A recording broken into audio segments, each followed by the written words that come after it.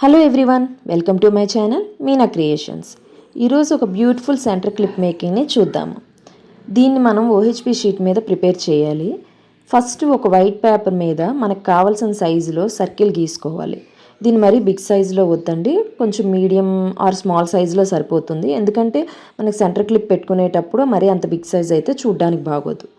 So ఆ circle పైన OHP షీట్ని place చేసుకోవాలి. ఈరోజు సెంటర్ క్లిప్కి పింక్ అండ్ సిరామిక్ కాంబినేషన్లో నేను మేక్ చేస్తున్నాను.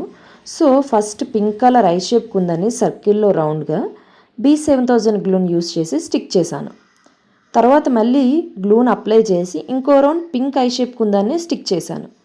ఇప్పుడు 2 లేయర్స్ అయిన తర్వాత థర్డ్ లేయర్ కింద సిరామిక్ డ్రాప్ షేప్ కుందాన్ని స్టిక్ చేశాను అనమాట.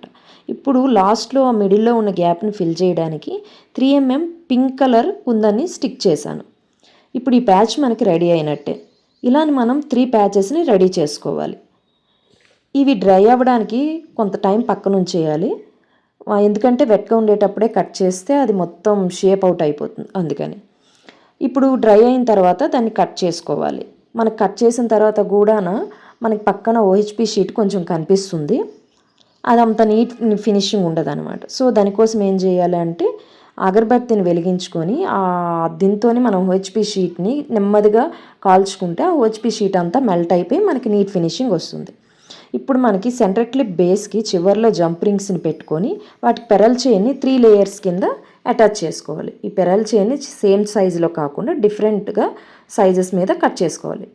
ఇప్పుడు ఈ సెంటర్ క్లిప్ ఆ బేస్ పైన B7000 గ్లూని స్టిక్ చేసి ఈ 3 ప్యాచెస్ని పెట్టి స్టిక్ చేసుకోవాలి. దీన్ని డ్రై అవ్వడానికి కొంతసేపు పక్కన ఉంచుకోవాలి. ఇప్పుడు మన beautiful and traditional centre clip is ready. మీకు ఈ వీడియో నచ్చినట్లయితే please like and subscribe my channel. Thank you for watching.